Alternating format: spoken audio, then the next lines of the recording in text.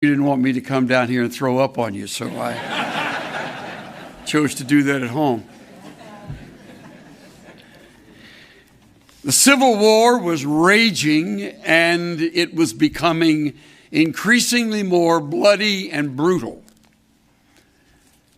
Our 16th president was falling into a deep depression as every week the war became more complicated. His days were discouraging and his nights were what seemed to him to be interminably restless, only to awake the next morning to another horrible report of more deaths, more heartbreak, and the future ending of it all seemed forever removed from him. Would it ever end? The burden of all of that rested on the shoulders of Mr. Lincoln, and we who love to read him and of him stand back in amazement at his ability to handle it as well as he did. One afternoon, he felt he just must get a little solitude and hopefully find a place of refreshment and relief. He said to his aide, "I'd like to go to the church, National Presbyterian Church." And the two of them went alone, walked there.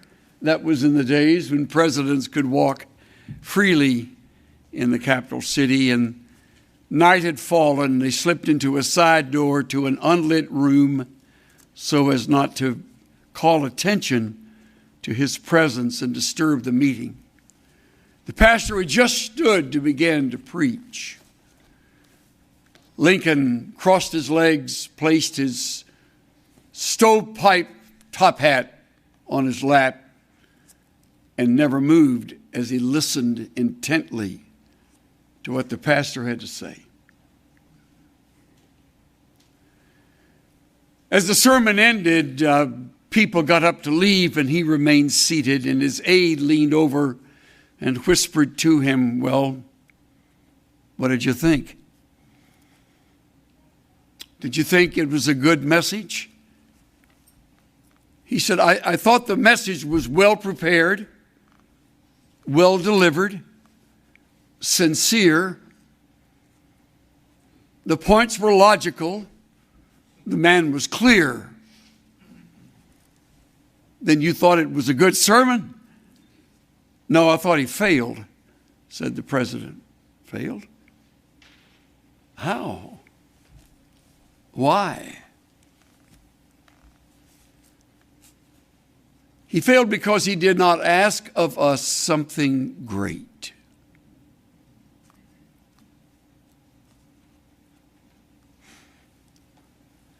I've thought about that story, and I've thought about that fact on many occasions.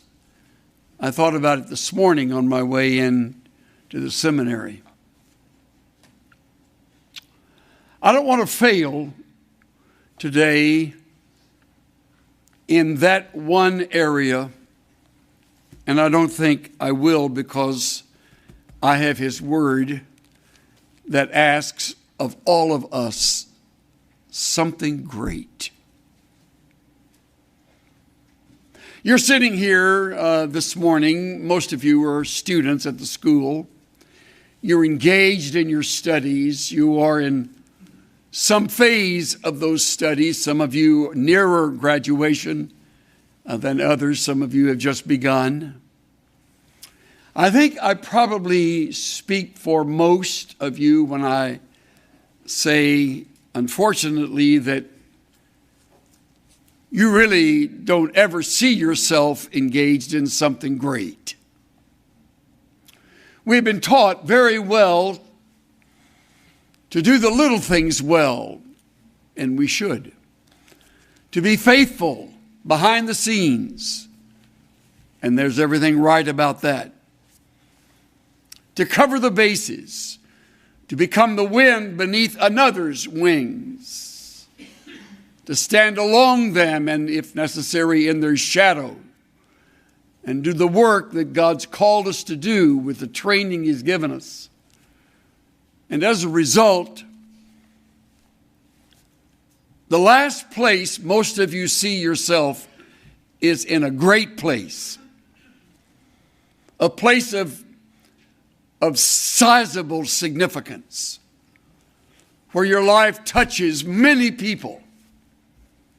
It may be in a church, it may be in another culture, through another language. It may even be someday serving as a professor at a seminary or a Bible school or some other educational institution. But whatever it is, as you've told yourself over and over, I want to be faithful in the little things.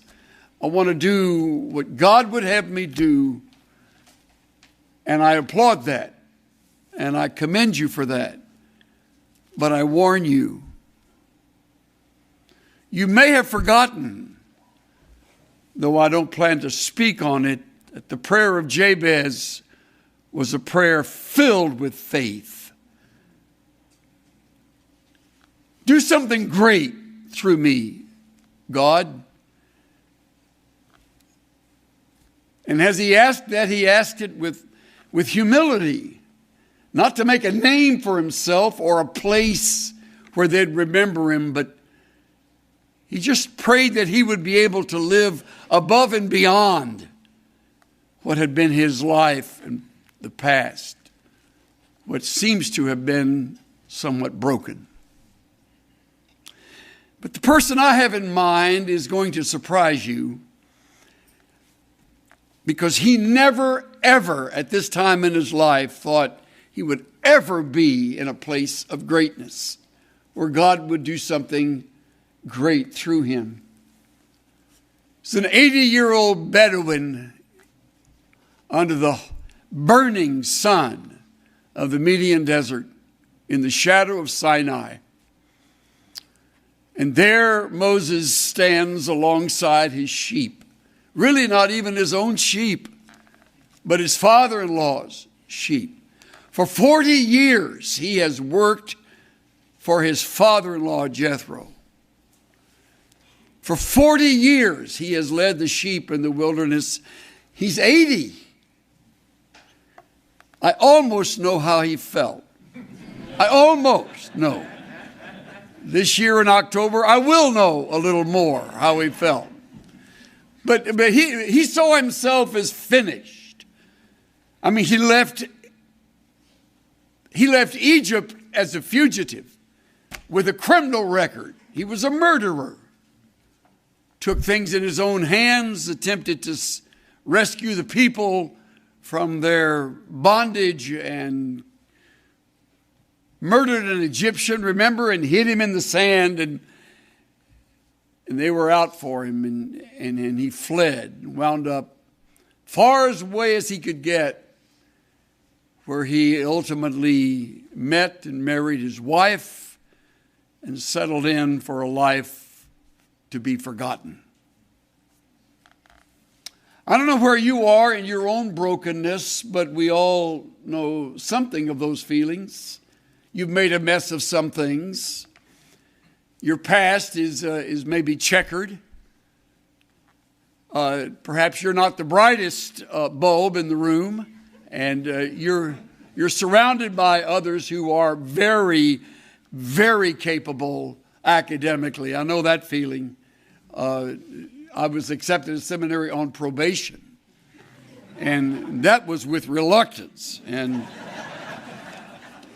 I remember while here and serving, one of my first tasks here, I became the lawn man, and I mowed the grass and planted the flowers, and that's how I got to know the president. By the way, I didn't know this was his favorite hymn, but Dr. Walford loved flowers. And I thought, shoot, I'm planting a lot of those suckers around here. I did. Amazingly, they lived. He finally, I think, one hot summer afternoon said, you're a student here. And I said, yes, sir, I am. What's your name? And I told him. And he said, well, I'm John Walford, as if I didn't know. You know, the world knows you. But I was a nobody who came from nothing, raised in El Campo, Texas. You'll spend a while trying to find it. It's tucked away down there in South Texas. And here I was, a student. Never in my life ever did I think there would be much that would come as a result of my studies here. Whatever God planned was fine with me. Whatever it was grace.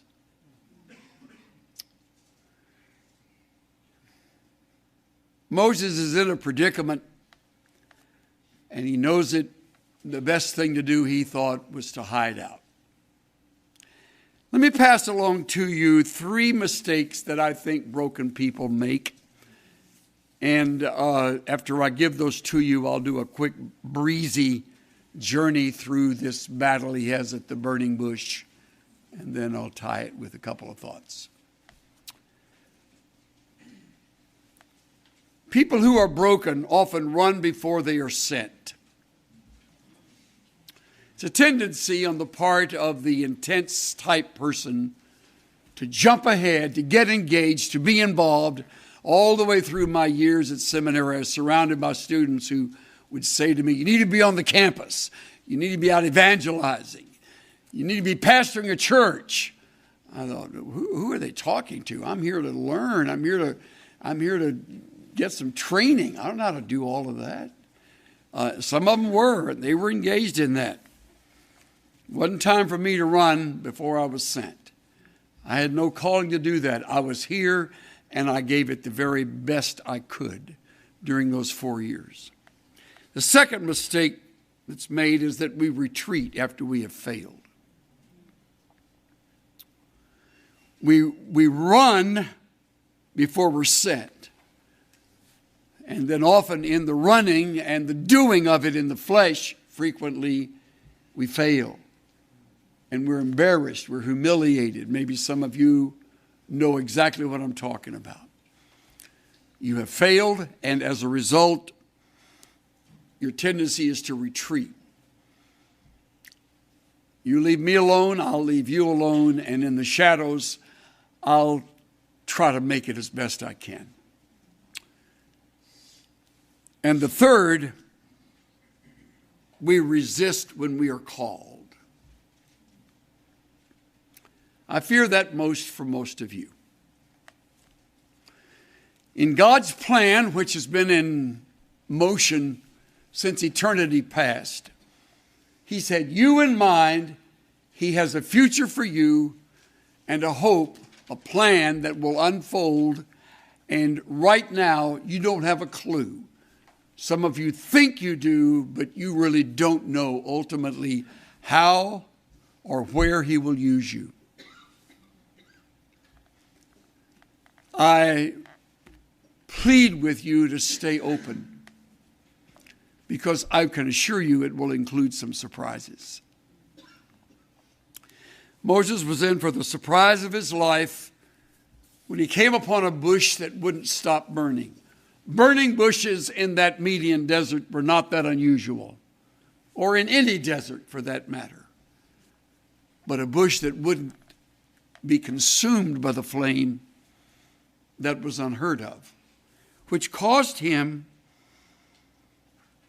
to look at the fire and say, this is amazing.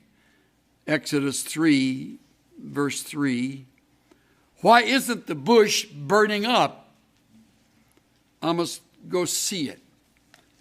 Now you understand, he's never read Exodus 3. So he does not know that God is in the bush.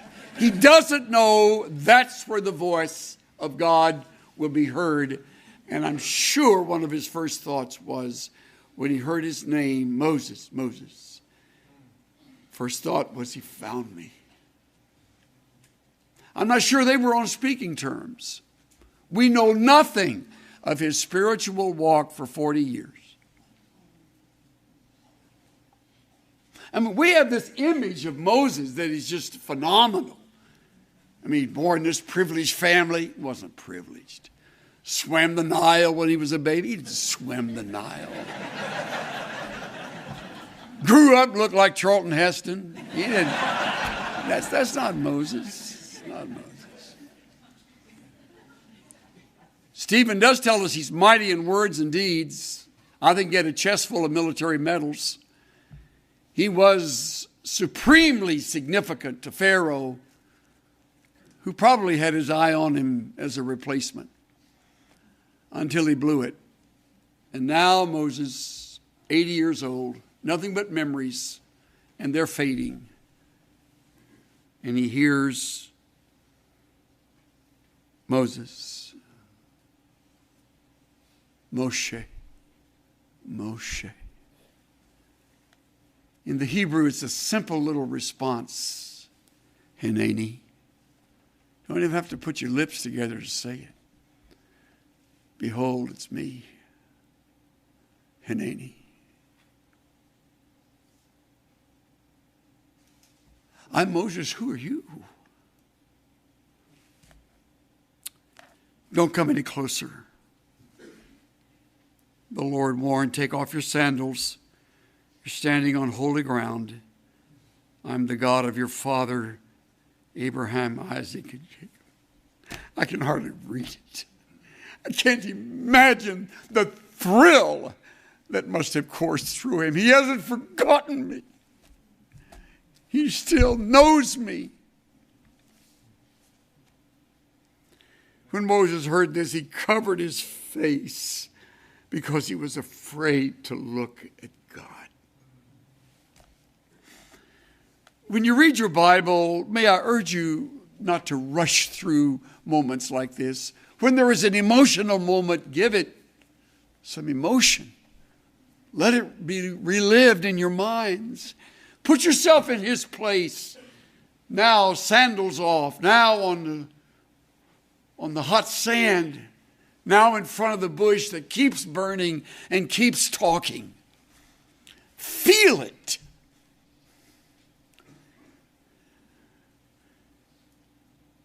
He covered his face because he was afraid to look at God. And the Lord asks of him something great.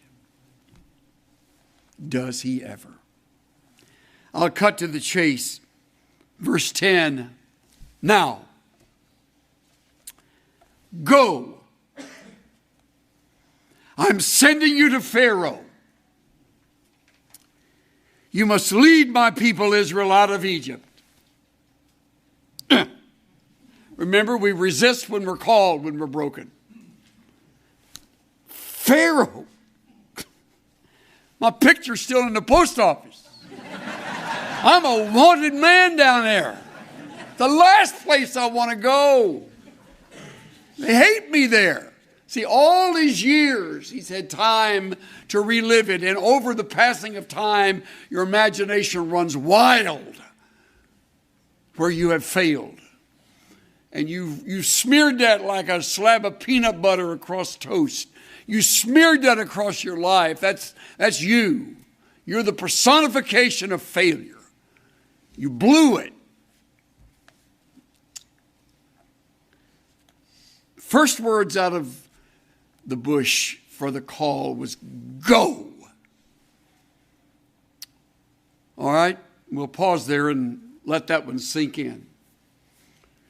Whenever the Lord uses you in any measure, for whatever purpose, you go from here to there, unless his call is that you remain right here for further study. And you're going, oh man, that's the last thing. Well, hang on. You may be the PhD student of the future, and you'll be the most surprised. Because some of you are thinking, PhD? Just let me get out with whatever. I am not coming back. Don't say not doing that. Half of these guys would say the same thing. Who knows but what his plan is for you to be in front of a class and to shape the lives of those who will be going where you will never go. What a calling. But that's their calling. That may not be yours, but it'll be going somewhere. Going where? Away from the familiar, which is what makes something great so difficult. Forgive the frequent personal illustrations. I just don't know anybody else better than I know myself. I will tell you, every calling I've had has been surprising. Every one I said no to begin with. Every single one, sometimes several times. I was graduating the seminary. I had offers to go to different places. And of all people, Dr. Pentecost asked me to be his assistant. First response was, me? And then it was, no, what? He said, think about it. I'd like you to think about that. So I did that for a while. And in the middle of that, the Lord had another plan for us. It was to go to New England. Who in his right mind is going to leave Texas to go to New England? I know if you're from New England, you're offended by that. Get over it. So I go, and I'm the most surprised guy in New England. I told him, no, that's not for me. That's not where I ought to be. New England's not only a geography, it's a way of life, which I never really got. So I wasn't there very long. I would call it pretty much a failure. But it wasn't a mistake. I just had to learn what it meant to fail. And I did. I don't think all of them there that were in that church would say I failed, but it wasn't the kind of place that, exciting, from one day to the next. It snows there. It's starting to snow here a lot. What's the matter with that? Anyway, to my surprise, the Lord tapped me on the shoulder and said, I want you back in Texas. And I said, no, I'm not going back there. I've been there all my life, and you need to go back there. No. So my wife heard, okay, Lord, I got it. I'm on the phone, and she's so anxious to leave. She said, I'll tell you what, honey, you pray about this while I pack. Okay? Yeah. So we wound up in Irving. Came to Irving, little church. And of all things, I follow Stan Toussaint. How bright is that? And while I'm there, it's amazing how God blessed it. Just had the time of my life. And we had a number of seminary students with some of the faculty members that were coming to the church. It was just great.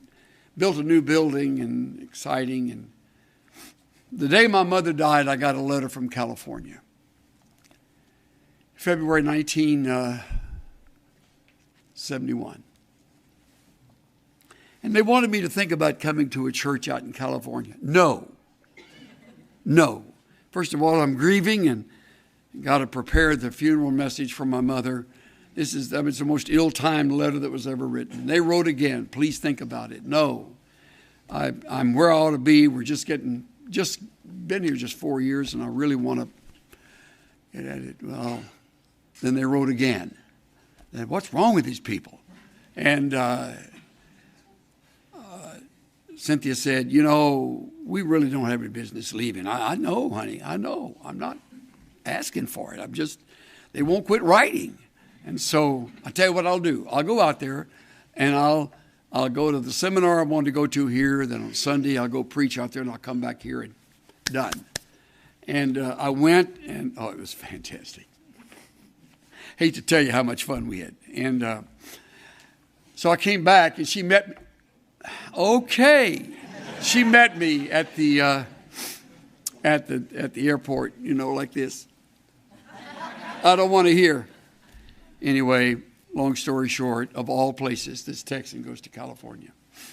Never been there in my life except when I did an internship with Ray Stedman up in Palo Alto. I'm telling you all of this so you'll know something of the surprise things that happened. Not one of them did I pursue, did I seek. Not one of them was I looking for. And it's like, I can't believe it. I didn't know the geography. I didn't know the lifestyle. We had 4 kids. One wasn't even a year old. The other one was 9. They were all little. Every Texan told us that you're going to lose your family if you move to California, which that's a crock. I don't know why people say things like that. You don't lose your family unless you lose your family. It's not the environment. It's the home. And it's challenging, but what else is life but a challenge? You think it's all that great shakes here in Texas for the kids? I mean, it's a challenge everywhere. So we go out there, and I'm telling you, hang on, city. It is really an experience. I never had a multiple staff before, and now I started with no staff, and I hired every one of them. Little by little along the way, it was a time when Orange County was exploding, and our church grew. We wound up couldn't handle all the services, 5 on Sunday, 5 services every Sunday. People sat on the floor, in the aisle, under the piano. The only one we tried to keep out was the fire marshal. I didn't want him to know what we were doing in there. Broke all the rules. We brought in extra chairs. We had television, closed circuit television. We'll have to build. And I didn't want to go through. I'd gone through a building program at Irving. I don't want to go through one again. And you know, that's what happens. They pull you, and we built a building, and it filled up. Having the time of my life, almost 25 years. So I'm telling you, where the Lord sends you, it is remarkable what can happen to you. And you finally are at peace with it, you say yes to it, and you do it. And having done it, you realize how magnificent the plan is. He wanted to do great things. And I want to do familiar things. He wanted to break molds, and I wanted to be poured into the mold where I am comfortable, where I know all the streets and where the restaurants are and where the grocery stores are and all. I go out there and I mean, those places, those things out there change about every 3rd month, and you're on the move. It's a fast lane, and before long, would you believe it? God opens up doors for a publishing ministry. I never dreamed of writing a book, ever, in my years at this school. I sat in awe of those profs that taught me and were using their texts, and I'm thinking, what would that be like? Can't imagine. Now I've got a publishing thing going. And out of the blue, I have a man named Al Sanders who says, I think you ought to think about being on the radio. And I said, I don't need to be on the radio. That's ridiculous. I never listen to radio. I certainly don't listen to Christian radio. And he says, I know. We need to give him something to listen to. I thought, well, no, I'm still not going to do it. I'm not going to do it. I didn't have anybody to lead it. I didn't know how to do it. I don't know that medium. I know preaching. I know a little bit about the church, and that's my rut. That's my thing. And God broke a mold, opened up a ministry for the media. I never dreamed of that. People ask at times, is this all a big fulfillment? No, as a matter of fact, it's all a big surprise. I live my life surprised. I'm amazed when people listen when I talk. Well, most do. Not everybody. And I'm just shocked at the audience God gives us. We're going to Israel tomorrow. Oh, I got to pack. I forgot that. Anyway, I'll have it. 820 people, 18 buses, all aboard. Get on. Let's go. I had never been to Israel until I came to Dallas Seminary, and then I suddenly realized what I've been missing. Now I have a chance to lead a tour every other year. What a privilege that is. Listen to me.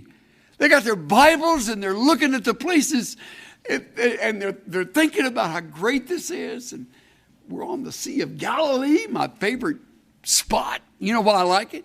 They can't build a church on it. I like it. You know, they can't make it religious. It's just water and the shore. and the beauty of it and the significance. And you get people there that have never been in their life, and they fall back in love with Jesus. How good is that? Me, El Campo Yo-Yo, leading this marvelous opportunity. And I'm all settled in. Everything's great. We're going along, year after year. And I get a call from Dallas Seminary. Sounds a lot like Don Campbell's voice. And I thought, well, maybe I'm in trouble again. And he said, Jack Turpin is the chair of the board at the time. And he said, we'd like you to think about being president. Is this a joke or what? I don't think they've ever been asked that in their life. Is this a joke? And they said, no, we'd like you to really seriously. I said, no. What's the matter with you people? The first time I was there, I was on probation. You ought to see what it'd be like if I became president. And they would not give up. And then Jack had the audacity to say, would you pray? Yeah, I'll pray. My wife is saying, I think it's a good idea. I'm thinking, whose side are you on? This is how this works. You think it's all spiritual and incredibly life-changing and all that. And whoa, angels drift around on. It isn't. So whose side are you on? Well, I'm trying to listen to God. Well, you're out of luck. I'm not the one who did. And she's right. It drives me crazy. So I wind up here, and I realize when I'm here, they didn't need another scholar. Certainly didn't get one with me. What they needed was a shepherd. Somebody to tell these people, I love you. You're valuable. And somebody who understands a student who can hardly keep up, stumbles over the languages and tries your best to keep on a level plane. I understand that. You want to quit. I understand. Your wife gets sick. I understand that. Or your husband. We lost a baby here.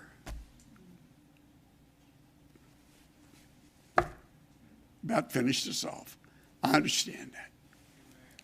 So I come as a shepherd, and I have a chance to be with some people of whom the world is not worthy. Now I realize that's what God had in mind. And one of my favorite stories is when I finally had finished my calling here, and we were in a church out in the little town of Frisco. I used to hunt dove in Frisco. It's a dump, back when I was here before. And now it's like, whoa, whoa, whoa, whoa. It's just growing like topsy. We got a church right in the nerve center of all of that. And I'm thinking, God has a great sense of humor. Here I am in the middle of this growing church. I've never started a church in my life. No. But it was yes, yes, yes. So learn from me. Stop saying no. Stop looking at the obstacles. Stop thinking, not me.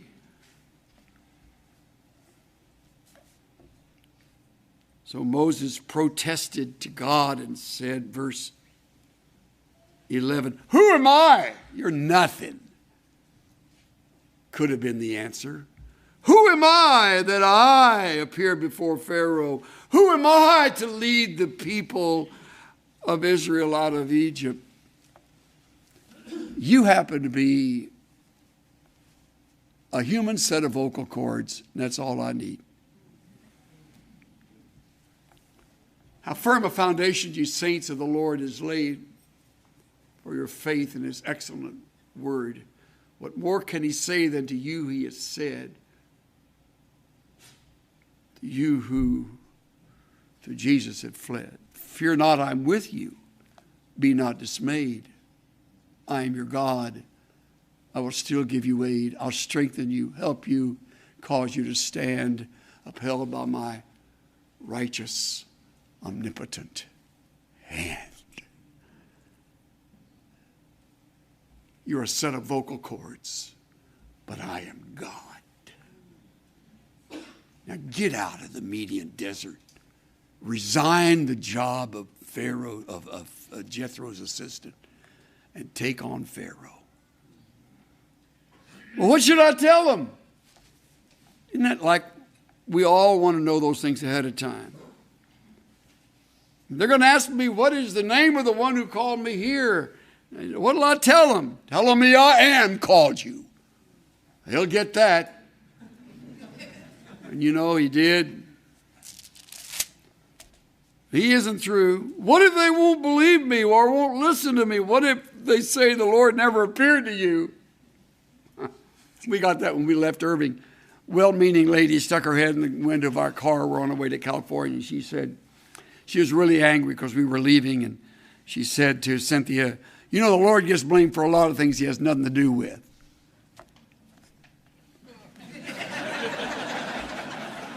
So I won't tell you my first Marine Corps response in the car. I just said to Cynthia, roll the window up.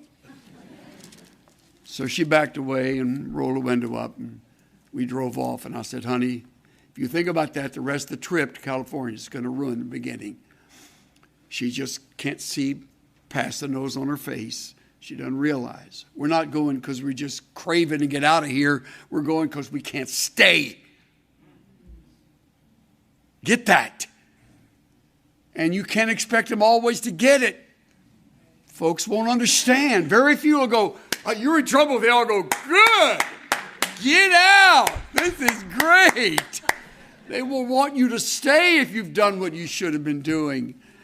But God doesn't wait for you to finish everything he starts.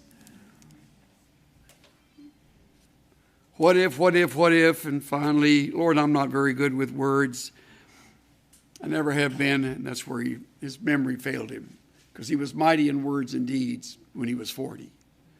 But when you follow sheep for 40 years, it's down to bah, bah. Your vocabulary tends to. I'm not very good with words, and then he said, Lord, please. Send anyone else. Man, I've prayed that. I've said that. Lord, just send anybody else. I don't want to do that. I'm not calling you because you want to do it. I'm calling you because I want you to do it. Would you please say yes? I'm asking of you something great. You know what most folks don't read? They don't read the end of chapter 4. Think about how Moses felt when this happened. Listen, Moses and Aaron returned to Egypt, called all the elders of Israel together. Aaron told him everything the Lord had told Moses. Moses performed the miraculous signs as they watched. Now listen, then the people of Israel were convinced the Lord had sent Moses and Aaron. Look at that. The people were convinced. And when they heard that the Lord was concerned about them and had seen their misery, they bowed down and worshiped. And flat on his back worshiping, or maybe on his face, Moses realized why the bush never burned up. You see it all so much later.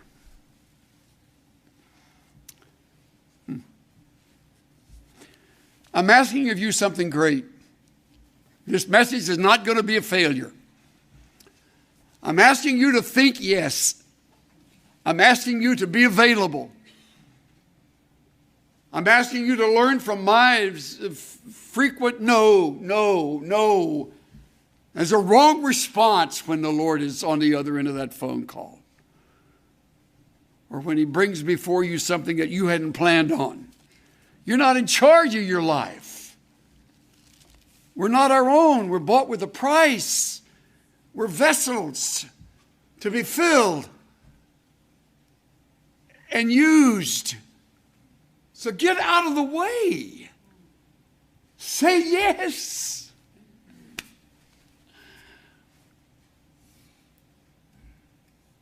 One by one, God took them from me, all the things I valued most, till I was empty-handed. Every glittering toy was lost. And I walked earth's highways, grieving in my rags and poverty, until I heard his voice inviting, lift those empty hands to me. So I lifted my hands toward heaven, and he filled them with the store of his own transcendent riches till they could contain no more. And at last I comprehended with my stupid mind and dull that God couldn't pour his riches into hands already full.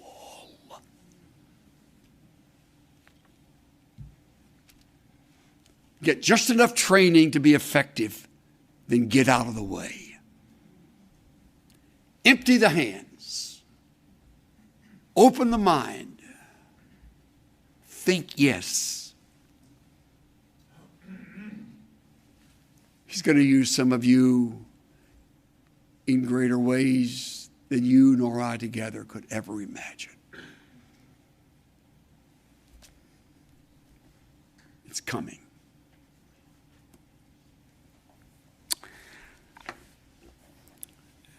Dear Lord God, thank you for continuing to work in my life in such a way that I realize more and more how absolutely insignificant I am in this whole process. I got a voice, and I've got a body, and I've got a mind, I've got a mouth, and I've got a family, and you're wanting to use different parts of that at different times. And keep me from making a mess of what you're planning to do. And I pray the same for those men and women who've listened so well today. Guard us all, our Father, from building those great big barriers based on a human viewpoint that thinks and says repeatedly, no, no, no, no, no, no, no, not me, no. And then let's learn from Moses, Lord, that the only way to go is with a yes. And then help us get out of the way.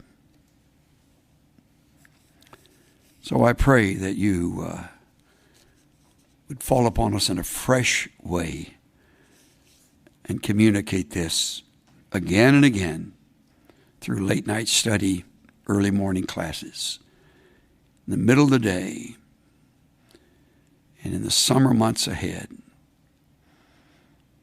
We invite you to ask of us something.